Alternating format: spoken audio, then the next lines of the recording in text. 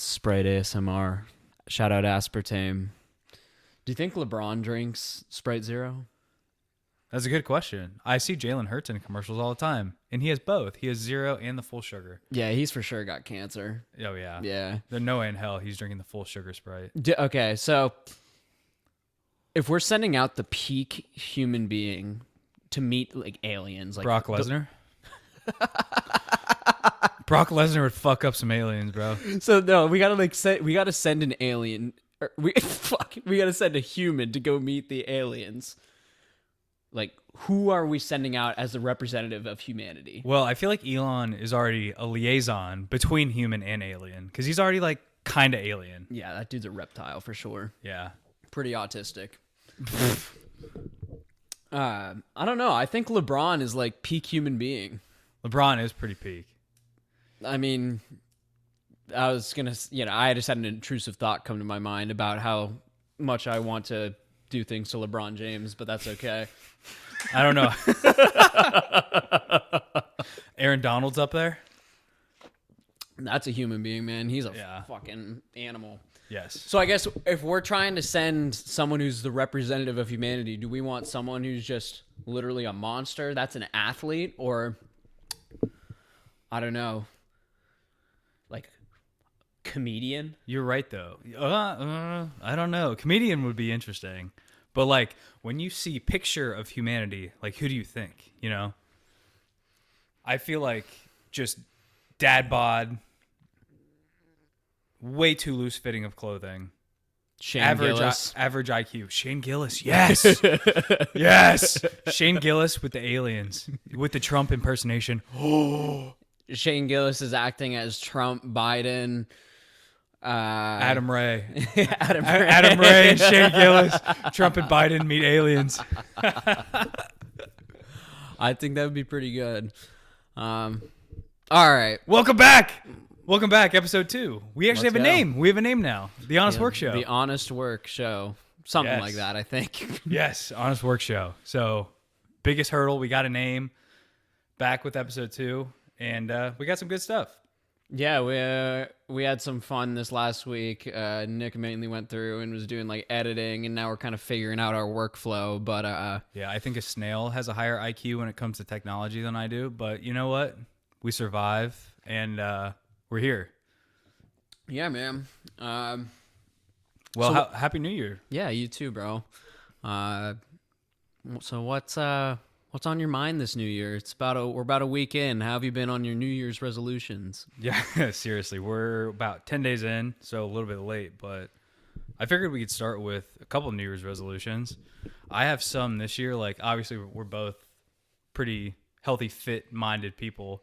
This is kind of like the first year where I don't have those type of goals like at the forefront. I have like random, personal, just new to me New Year's resolutions. The first one you might actually kind of laugh at. It's kind of funny. So after I eat dinner, a New Year's resolution for me, no more phone in the bedroom, like at all. No, that's good. Yeah. That's really good, actually. Yeah. And like the bigger overarching goal for that is like just better sleep routine and sleep hygiene. Like after I eat dinner, I feel like a grandpa, bro. Like I plug my phone in the kitchen, do not disturb, face down. And I got like an old school alarm clock in my room. And it's just like back to golden ages. Just waking up without the phone in the room. That's the way to do it, because I mean, there's a lot of interesting research, especially if you are very serious about improving your sleep. Like, most sleep is just interrupted not by the like blue light itself, but it's literally by the stimulation of being on your phone. For sure. So fucking, you go on social media, it's not so much like, oh, you're getting blue light late in the night, which was kind of like previously thought as like the really big problem with circadian rhythm. It does affect your circadian rhythm, but it's mainly, if you just go on social media and you start seeing all this shit, it literally starts stimulating your dopamine. And you're not Crazy able to sleep. stimulation. Yeah. Crazy. I'm definitely a doom scroller, and I've had a bad problem recently, like waking up in the mornings, then I'm like, the reels are calling me. Dude, it's so real though. Like if I read at night and my TV is off, or like the opposite, if I am on my phone for the last 30 minutes and I'm awake, I feel so much different in the morning.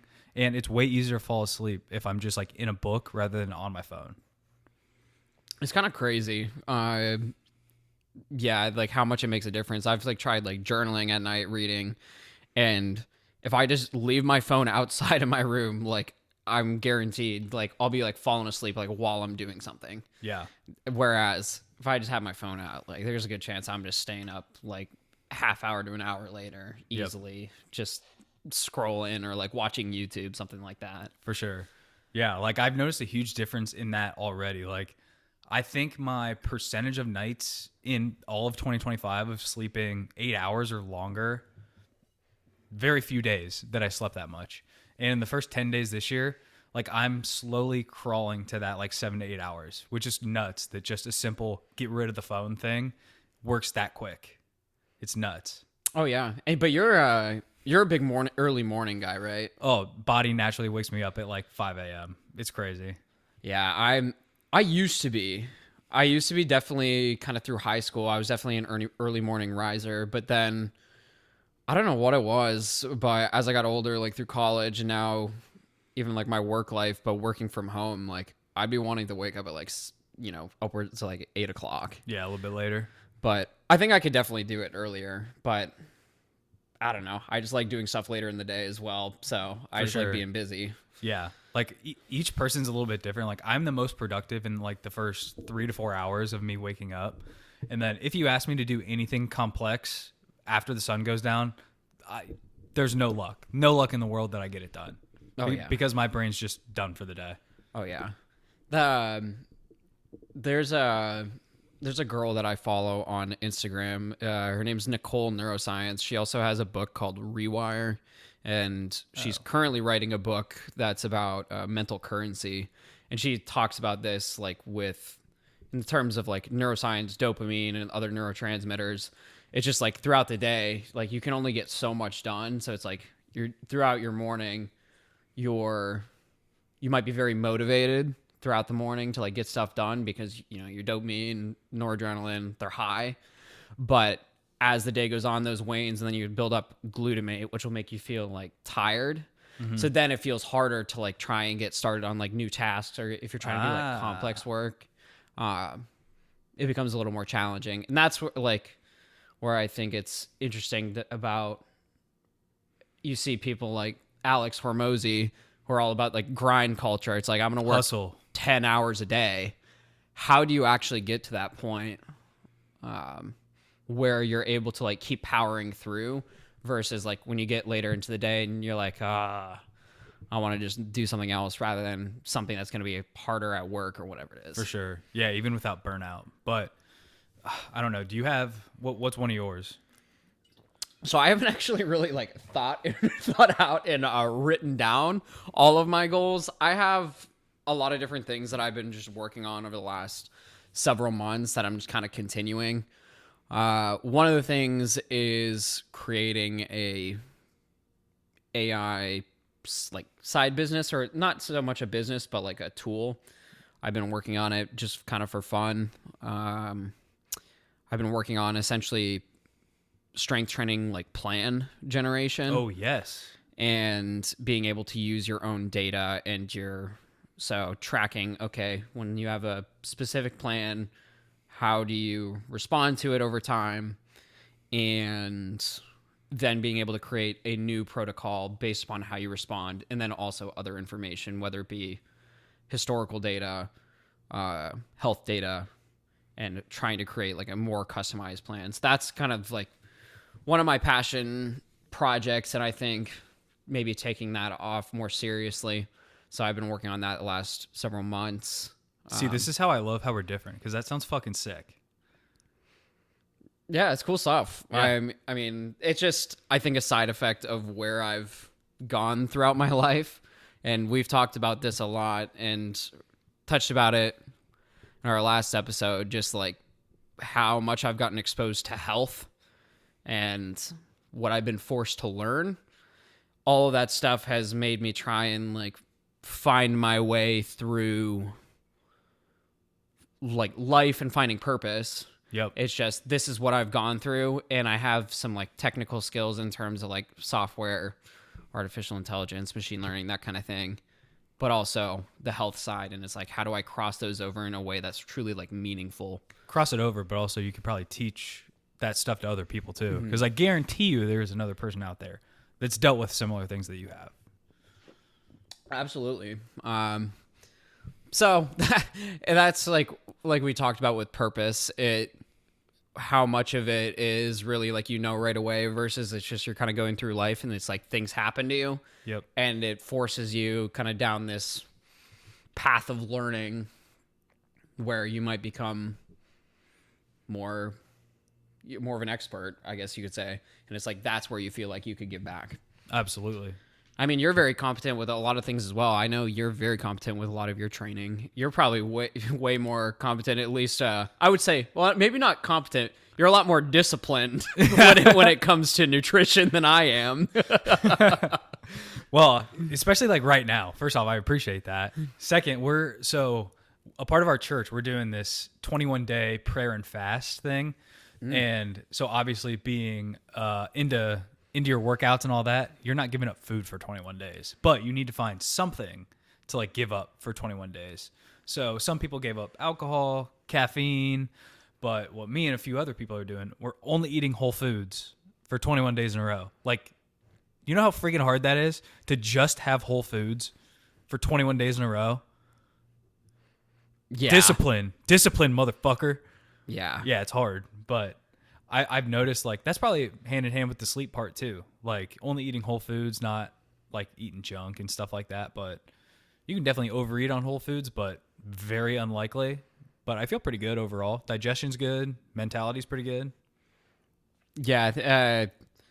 For me, it's like whole foods is not so much like of a challenge. It's more of just like, it's like, 90% of what I'm eating is whole foods, but then it's just like I got that 10%. I'm like, I'm gonna use it. Oh yeah. Dude, for me it's cereal. I love cereal. Cereal's, I've never been a big cereal guy, honestly. I think that's just because I ended up again like getting into fitness kind of through college. I would just always have like eggs in the morning. That's like literally, I love it. I probably had that for the last 10 years. Oh yeah, I eat probably 2 to 4 eggs a day, and I love it. But even with whole foods, that's no protein powder. That's hard. I don't consider protein powder a whole food because there's more than one ingredient in it. Oh yeah, and that's fair. Yeah. Even though it tastes delicious and makes Greek yogurt and milk taste a lot better, it is so hard to avoid protein powder. I'm still taking pre-workout though, so I kind of cheat that way. What's in your pre-workout? Way more than one ingredient, I can tell you that. Oh, just caffeine and I think some salt. Oh, that's pretty basic. Yeah, like I don't like this turbocharged pre-workouts. Dude, I miss what is it? Jacked 3D. Oh God, that was literal crack. Yeah, that's like jet fuel in pre-workout form. I'm pretty sure it was banned. I don't know if it was. I don't know if it was WADA or it was just taken off the market. There were a couple like that, weren't there? Jacked and I believe C4 used to have some formulation that got taken down. I could be wrong on that. Yeah, there was a bunch. Yeah, you're right though. So I'm technically cheating with that, but other than that, pretty damn consistent with all other whole foods. Like eating a ton of fruit as a snack rather than just like snacking on bullshit, So other than that, but one other thing that has been a little inverse of the mentality with the New Year's resolutions. So we talked a little bit off mic about this. I got norovirus on New Year's Eve. And that day I barely was able to get like off the couch or out of bed. And for anyone that got hit with the stomach bug around the holidays, I feel so sorry for you because it sucks so much dick. But that was the day that I decided I was giving up nicotine like for good. And I've stuck to it. So the mentality of giving up nicotine and just not having a good mentality has been such an interesting start to the year. And cold turkey too. Like I told myself that day I was fucking done, not buying any more of it. And to give some background, I started lip. God Just, blessed like, chew dipping. and Dipping. dip? Oh, okay. So I started dipping from baseball when I was in high school, probably like the summer of me going into sophomore year. Like I was dipping. So I've had like some type of nicotine in my system since I was like 15, Respect. 15, 16.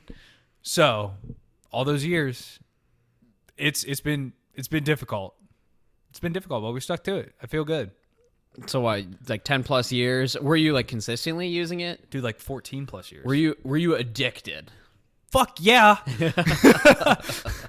I like needed it to function. Like it's like I'm what? Almost 2 weeks? 2 weeks no nicotine right now.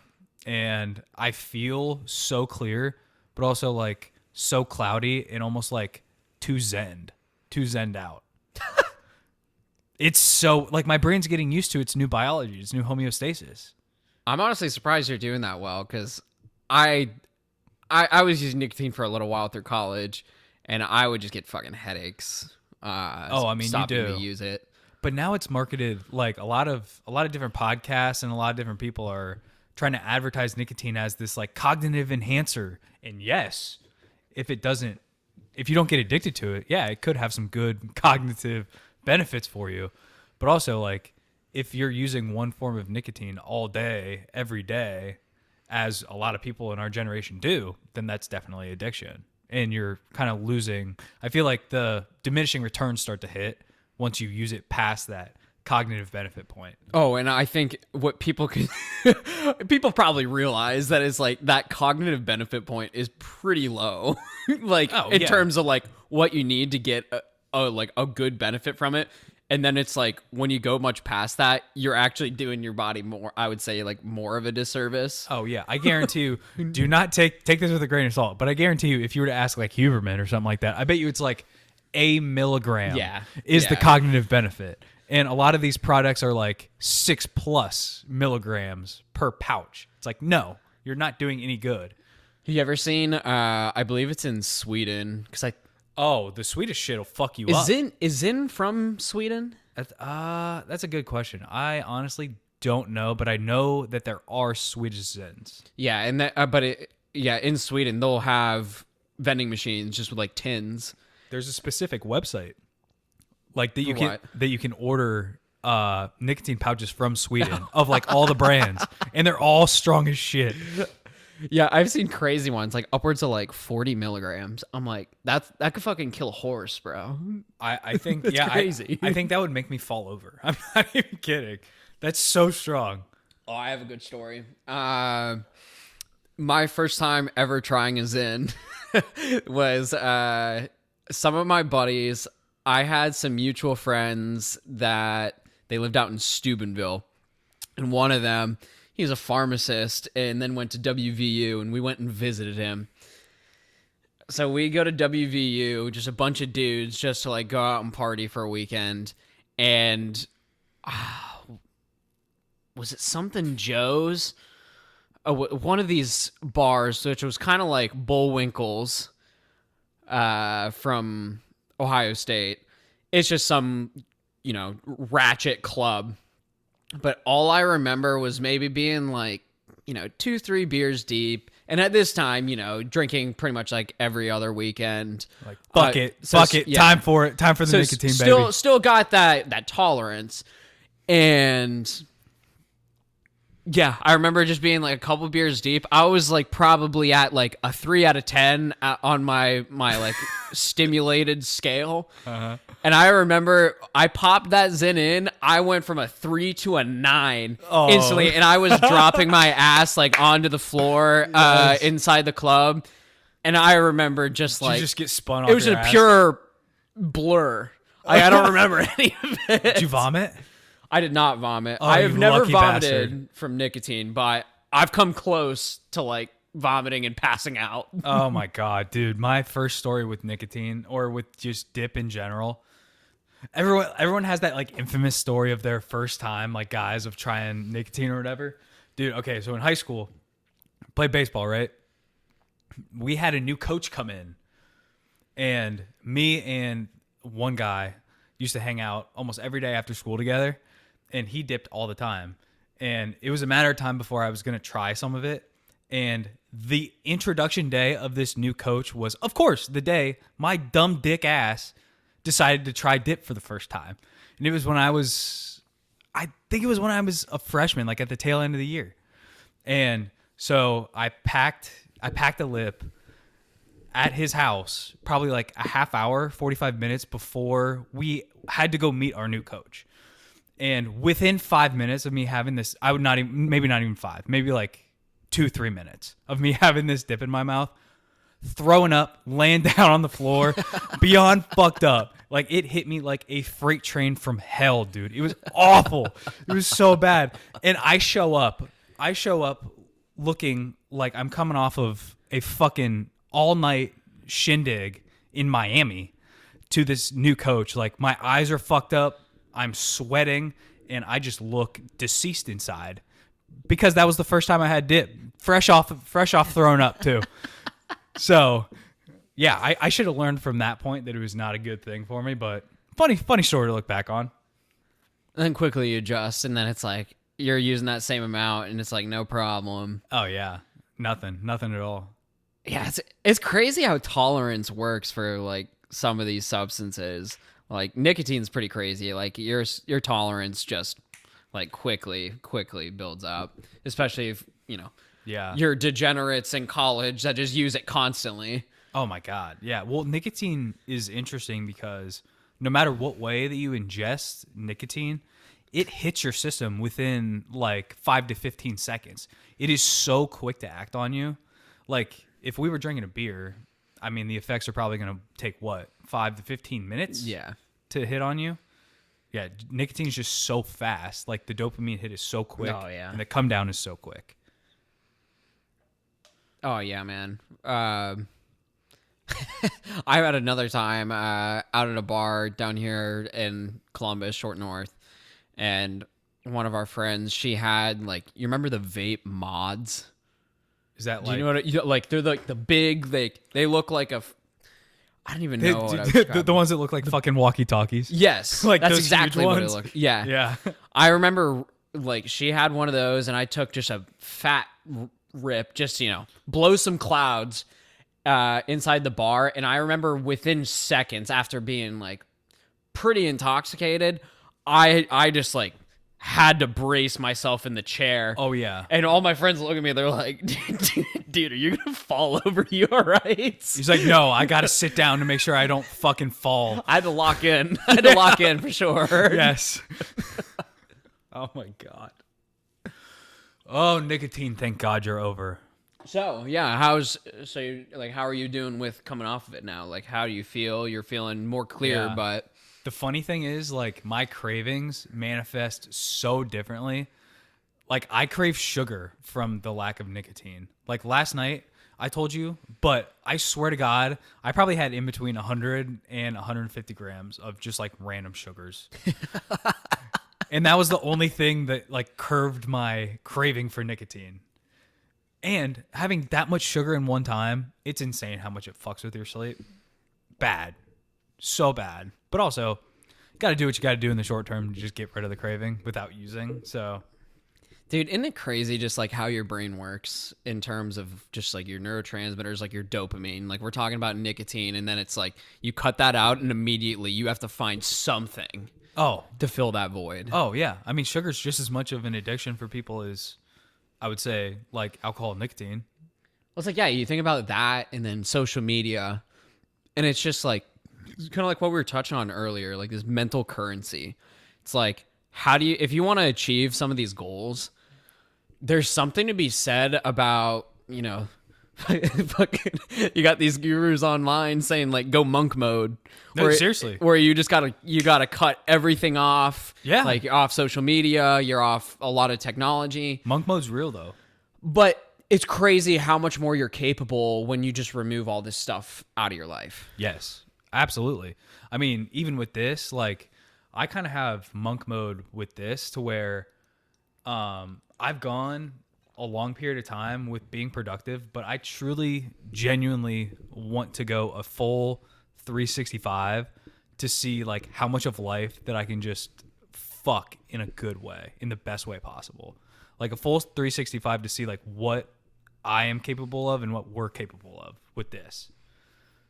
You know? Yeah, and I think Monk mode's a part of that though. Like you gotta eliminate the stuff in the gray area. It's either black or white. You can't fuck around with the gray, or else you're not gonna be locked into a point. I can very much relate to that. I think growing up, I was what you would consider to be ADHD. Yeah. And interestingly enough, I've kind of solved most of it. A lot of it has been through this kind of like these health challenges and then figuring out my health. That's one thing, is like I've realized all of these other neurotransmitters like in my body that were just kind of dysregulated for whatever reason. Some of that being like genetics, nutrition, how much of like, for example, just the nutrition aspect was allowing me to actually like focus way more, and I would not get just distracted. My brain was just going off and wanting to do these things. And as I say this, like I just lost my train of thought, but, if like when you remove all these other distractions, Outside noises and stuff. this outside noise, it's crazy how much more you can get done. There's a lot of, I would say like entrepreneur people I follow. And one of the guys, Alex Becker, he's like a software dude, but he even says himself, he is not some super smart guy, but he's made like, you know, nearly $1 billion software SaaS company. Yeah. But what he did was he sold everything he had, and he moved down to, I think it was College Station in Texas, which Tejas. I think that's Texas State. Texas State A&M. or A&M. A&M. Yeah, A&M. And guy moves down there, but he sold everything he had. He already had, like, was a millionaire, but he just sold all of this other stuff. And the only thing he had was he had a bed, not even a bed frame, and then Just a a desk. mattress. Yeah, and then a desk with his computer. And then he moved in with like some like college kids, some like frat bros. All right. But doing that, he was able to then, all he had, you wake up, all you have in your room is your computer. All you have to do is work. Yeah. And it's just like you remove all the other bullshit. Yeah. That's I forget who it is, but like there's a certain person that like only wears a certain color of a certain style of shirt every single day, because it's one less decision they have to make in order to keep them from doing what they need to do. You know? And I think that's what habits come down to. For sure. Habits, There's discipline within your habit, but also like you need to determine if your habit is worth the outcome or not. yeah. And what essentially happens in your brain is with habits, initially when you're trying to start something, you're going to have a lot of resistance. You're going to have like your brain either telling you like, oh, I want to go do something else, what have you, or something else is more important. But as you start to like, you try and push through that over time, that barrier to entry starts to lower and lower, and then it quickly becomes natural, and you don't have this resistance. And it's like I was saying, it's like you have this mental currency you have to spend initially to try and get out. So like getting off nicotine or trying to start eating healthy. When you're first starting, it's going to be really, really hard. Yeah, Your like- body craves crap. Yeah, especially like the people, the classic, I need to lose the 10, 20 pounds at the beginning of the year. That's why I'm going on the diet. Yeah, starting to eat healthy every day. It's probably going to suck at first, right? Yeah, and I remember in college when I first started to try and like cut for the first time, lose weight, Yes, sucks. going through the dining hall, and I would see that ice cream station at Scott Dining Hall, and I would be eyeing that shit up. I was fucking that ice cream, and I just had to like think just like, okay, I gotta do something else. Like I can't even look at it. I can't think about it. But Yeah. every single time I did that, like you build up that tolerance, and then it just starts to become normal for you. And For sure. it's no longer causing you this just like distress. Oh my God, of course. It's kind of funny you brought up like the mental resistance part of things. I was actually talking to somebody about this earlier. It's like, imagine yourself going down path A. That's the path of comfort. It's the path of routine, the one that you've always been doing, right? And then all of a sudden you want to make a change and you develop this path B in your brain, but it really hasn't come to fruition to something tangible yet, right? And you go down this path B in terms of, okay, what's it going to look like? What's the day-to-day in terms of changes that it's going to be like? And a lot of people fail because that path is uncomfortable as fuck. Like, your goal is too uncomfortable for you to get used to. So you go back to the comfortable route. You go back to A. And that's normally why people, either fail a New Year's resolution or just a new goal, because they're too afraid of the unknown of how something is uncomfortable. And what do you think? Do you think if you're trying to achieve some big goal for this year, do you think it makes more sense to go incrementally or go balls to the wall? Honestly, that's a good question. Like, I have pretty audacious goals as a person because I don't like to half-ass things. Like, if I'm in something, I want to do it with the full capacity I can, right? But I think if you have this huge, like, out of reach at the moment goal, I think there are tangible checkpoints along the way that you can do.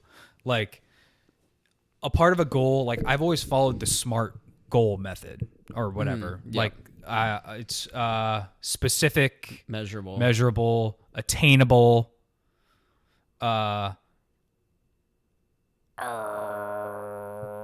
T is time bound. But, like, there's multiple different there's multiple different components of a SMART goal.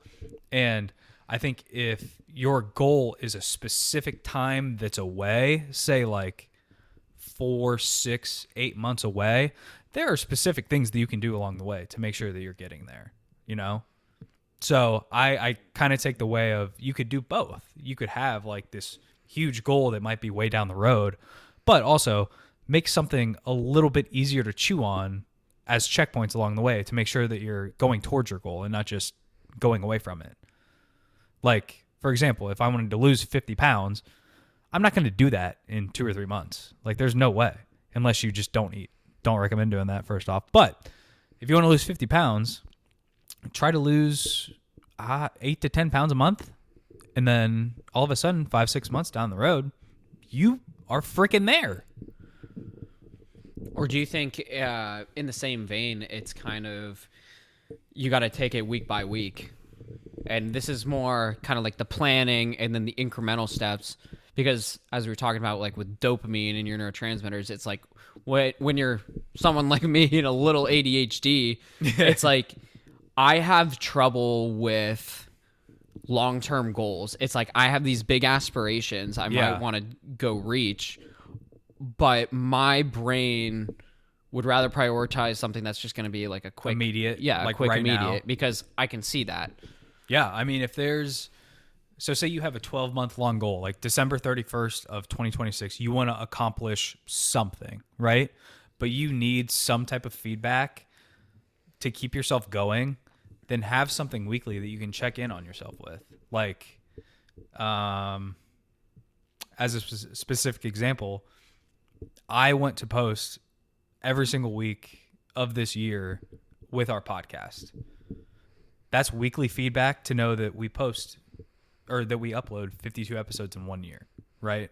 Without consistency in any type of area of your life, you'll never grow or make progress. Just like the gym.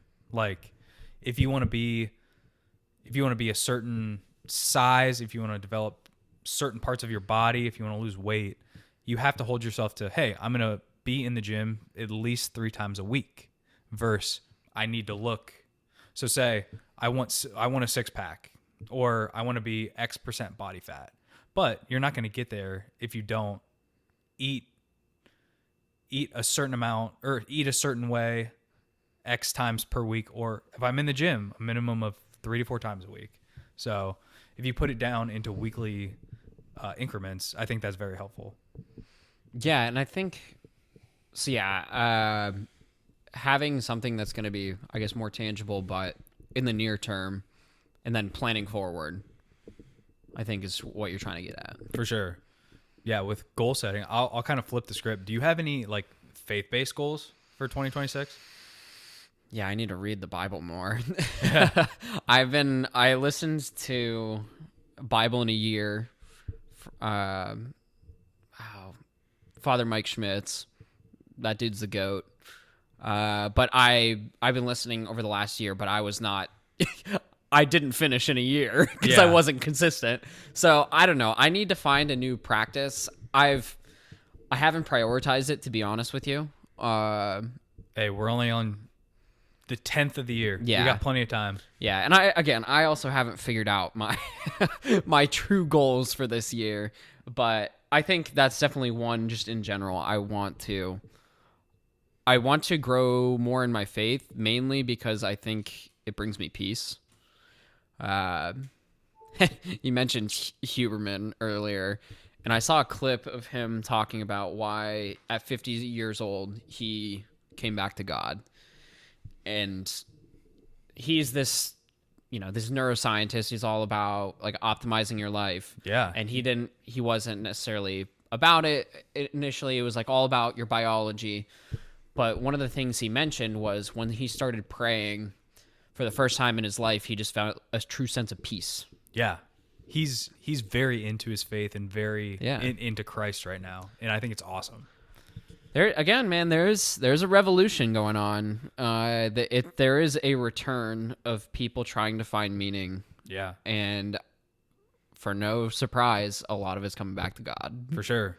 Yeah, like the first 10 days of the year, I've opened the Bible and I've tried to read 5 pages every day because That's tough. Oh yeah, I know, because it's dense as shit. But I figured out the math to where you'd have to read a minimum of 5 pages in a day to get it done cover to cover in a year. Okay. So I did start like a little bit before the new year started, but very little.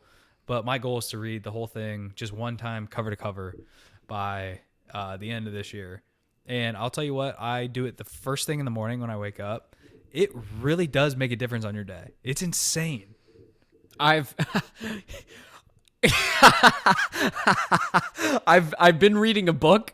It's not been the Bible, but I do the same thing. I've been doing that to start this year. It's funny enough. It's like a software textbook, so it's not even close. But it was like, this is dense. I want to try and show myself that I can get through this. So every single morning, I just got my desk, right near my bed.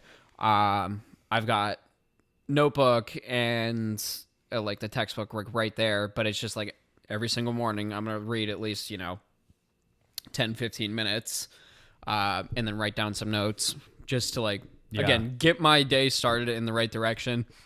But even with you doing that, I think you're doing more for yourself than you think you know, because one, you're being present with something that's not a device to start your day.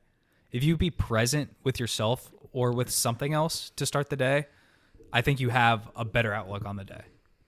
But dude, I'm pretty present with Instagram Reels. Oh, I'm locked in. Dude, I'll tell you what, if I didn't have to have social media or a fucking phone, I wouldn't. I'm so old. I hate technology with a passion. I'm holding, we don't have video for this, but I'm holding my phone. I wish I did not own this fucking thing. I hate it. You want the green text, bro? No. You want to be that dude? I don't want the great dude. Give me that flip phone action again. Dude, I've honestly I would love to get a flip phone and just say fuck the iPhone. Did you ever have one of those fucking razors growing up? Which one was the razor again? It was a Motorola, right? Yeah, it was like a side flip and the front flip. No, I forget what the slide ones were, but the razor was like the thinner one, but it was still a flip phone. I know what you're talking about. Yeah. Yeah, they were like brighter colors or something like that. Dude, that shit's hard. We should bring that back. Oh, that should be a 2026 trend, is bringing back flip phones. Dude, I think so. Even that, my mom had a BlackBerry at one point when I was a kid. I'm like, what? If I saw someone have a BlackBerry these days, I would honestly laugh hysterically. That shit's hard though, man. Oh my God, imagine. It was the same thing that I've been talking about throughout this episode, is your mental currency, your mental bandwidth. Yes. When you don't have all this shit in front of you, it makes your life just that much clearer. Mm-hmm. And you don't realize like how much this just consumes you every day because this is just the world we live in now. No freaking doubt. Yeah, I would like I would love to get an old just like flip phone, and then I would love to get an old car that just doesn't, I don't have Apple CarPlay and all this other stuff. That just has maybe like a CD player, and I don't know what kind of old car I would get. What kind of old cars you like? Dude, honestly, I love the old Broncos or the old Mustangs. Dude, shout out OJ, bro. Yeah. No, I'm serious. I was born in the wrong fucking decade. I wish I could go back to the 70s or 80s right now and live in them. 100%. I was meant for the 70s. Dude, this is our tangent for the day. I knew we were friends. Get us in the 70s right now. when I moved to Austin, Texas, I grew out my hair and then grew a mustache. And yeah, my mom saw me after 5-6 months, and she's like, "You were born in the wrong era, dude." Well, also we had that whole craze with Top Gun Maverick. Mustache came back in style, baby. Dude, stashes are always in. I don't know. Just like the old school look. Like right now, I've got the mullet and stash. Yeah. I fuck with it. I love it. It looks good on you. Thanks, it bro. Does. Yes. Thanks. So last year, I did have a mustache for a little bit. You can see me. Anybody that knows me knows this. My eyebrows way too big for my face. If I only have a mustache, Reed, look at me. If I only have a mustache, it looks like I have 3 fucking eyebrows. Yeah, you got, dude. Your eyebrows are fucking thick. Yeah. So that is why the mustache is not the best look for me, but I like it on other people. So that is good. Yeah, you got a solid beard, but do you dye your beard at all? Nope. Or you just no, just all natural genetics, baby. Respect. Yeah, Italian genetics. Man, yeah, my family, like my dad and his twin brother, they try and grow facial hair. It's pubes on a face. What is your ethnicity? Guess. German? That's a solid guess. No, so Just white as fuck. My last name is French. Oh, okay. Yeah. So my family's Canadian. So Canada, France. Yeah, so Sushiro is French, but then my granddad was Polish, and then my grandma, so my dad's mom, she was Ukrainian, and then I'm not sure about my mom's side, to be honest with you. Yeah, so you're like all over the place. Yeah, I'm a mix. Yeah, I'm just Italian on my mom's side, but then the whole situation with artificial sides, French and German for the most part. Do you like, are Italians like, are they elitist? Like you got to be like X% Italian to be considered Italian. Oh yeah, absolutely. Okay. Yeah, I mean, some people consider themselves, even if they have like the tiniest bit of Italian in them, they're like, no, I'm Italian. And so it really just depends. Like I'm technically more Italian than anything else. So I consider myself Italian. And also, look at me. I don't look French or German. I look Italian as fuck. I think there's one other way that you can always know if someone's Italian. They'll let you know. Yeah, that's true. Yeah. Well, I have the cornicello on. So that's okay. Okay. That's how other Italians around Columbus know that I'm Italian. All right. Fair enough. Yeah. I'm going to keep my mouth shut. Good. Keep it shut. Yeah. But hold on. Go back like 5 minutes ago. We were talking about mental currency of you reading something, right? So I saw a couple weeks ago, Admiral McRaven. He is an ex-admiral of the U.S. Navy, I believe. Okay. He had a really great commencement speech for the University of Texas in 2014, it looks like. And he taught the kids, if you have one thing that you win in the morning, do it. And he gave the example of make your bed in the morning. And I feel like the more wins that you stack up in the morning, the more momentum you have for that day, right? So reading something that you genuinely enjoy or that you're going to get educated on, that is a great start to your day, as well as making your bed. Yeah, 100%. And again, like in the same aspect, it's like for me, I can't have a fucking dirty room. If I have anything else going on in my room, I can't focus properly. Oh. So just like getting your shit together, getting organized, or not necessarily organized, but just like in order, will just make your life that much easier. Yes. And that's what I think a lot of habits do come down to. So you have this willpower aspect, but I think also a lot of it can come down to just systems.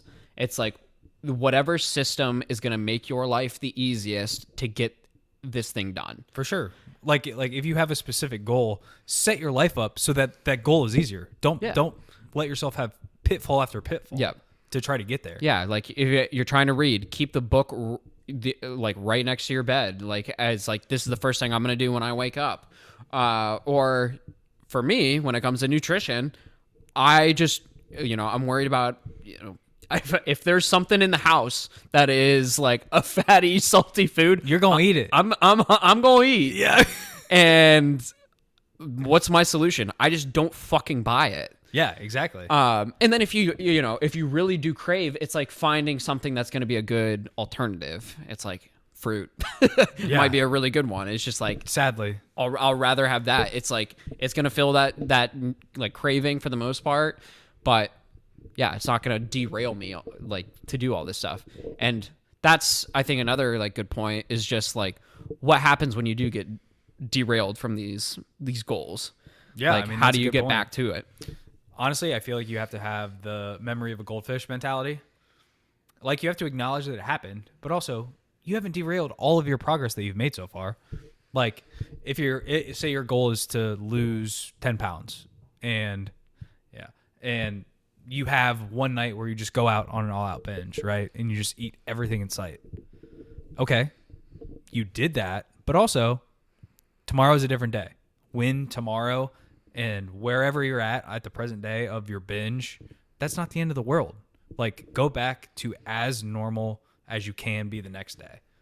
It doesn't have to be a weight loss goal. It can be, I don't know, changing certain habits of your life. But one day does not determine the outlook of your entire goal window of time that you have. So, what do you think? Yeah, for me, when I struggle with things, like, I very easily will just like fall back into the same pattern. And it's just like, I don't know. I don't know if I definitely don't have the right answer. How to like make sure I'm always getting back on track regardless. It honestly might be the external person of accountability. Yeah. Like, not necessarily like kicking your ass to do the thing, but almost like that nudge of, hey, how's this going? To where like they haven't forgot that you verbalized this goal, but also like me texting you saying like, hey, how's this certain goal, or how's this certain aspect of your life going? And even if inside it is going really well for you, then you have the confidence to be like, oh yeah, Nick, it's going great. But if you've kind of like declined and less motivated and you haven't put forth the effort towards that goal, you might be a little bit embarrassed to tell the truth. But if you tell the truth, then it holds yourself accountable to know that you're not being held to the standard that you want. Yeah. So, yeah. That having someone else that not necessarily is on the same path, but just literally to hold you accountable. Just be like, hey, I'm trying to do this. I need you to just literally make sure I'm not falling off the wagon. Oh, for sure. Like, I think community in anything is so positive. Like, for me and Nicotine, yeah, I did instigate that goal by myself, but also I have another person that I talk to every day that's also trying to quit nicotine. So whatever withdrawal or whatever cravings I have, I can talk to him because he's going through the same shit. So how, like, you hear the saying all the time, like, trauma builds community or whatever. Like, trauma binds people, whatever it is. I don't know. Yeah, but trauma brings people together, something like that. But it is a thing. Like, if you relate to someone on a goal, you're more likely to hold true to it. Yeah, that's a fair point. In the same way, like, that's why Alcoholics Anonymous exists. It's just you have a community of people that are all trying to just like, we're all going through this. They don't, like, when you're doing AA, I'm not 100% familiar, but I know a lot of it. It's just like you're just all there to talk about it. It's just like how you're feeling. Yeah. I And mean, just- AA is like a place where you go to make sure that you stay sober. And everyone there is there for the same reason. Like, everyone's there to make sure that they stay alive and stay away from booze, right? So it's the social accountability. It's the community of abstaining from a certain thing and choosing life over a substance. All right, bro. I think we've Damn, we talked got for a 50 while. minutes through. Any final words? Well, we made it through way less of what we were going to talk about, which is sick because we talked about goals pretty much the entire time. Yeah, that was a good combo today. I enjoyed that. But yeah, we got. Oh, Puka's going to destroy in this game. Yeah, we got Rams Panthers. We got the best team in the NFL and the Panthers. Yeah. I think, I don't know, we can kind of just like openly talk about this now, but I don't know. I think goal for listeners, probably expect episodes every week on either like Monday or Tuesday moving forward.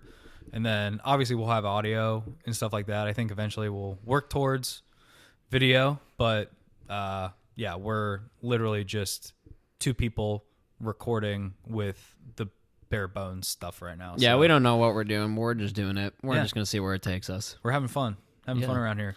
I think in the future too, we're gonna do like some Q&A or like mailbag stuff. So whether you hit either of us up on Instagram, no, I'm serious. That's going to be fun. I want like funny questions, serious questions, all the fucking questions possible. Like either hit me up on Instagram, Reid up on Instagram, or our show. I'm at Nick Finelli _, and then the Honest Work Show is just at Honest Work Show on Instagram. And then Reid, what's your Instagram? At Reid Souch, ReidSouch. If you can't spell it, neither can I. That's okay. But yeah, that's episode 2. Talk to you guys next week. Cheers. Bye.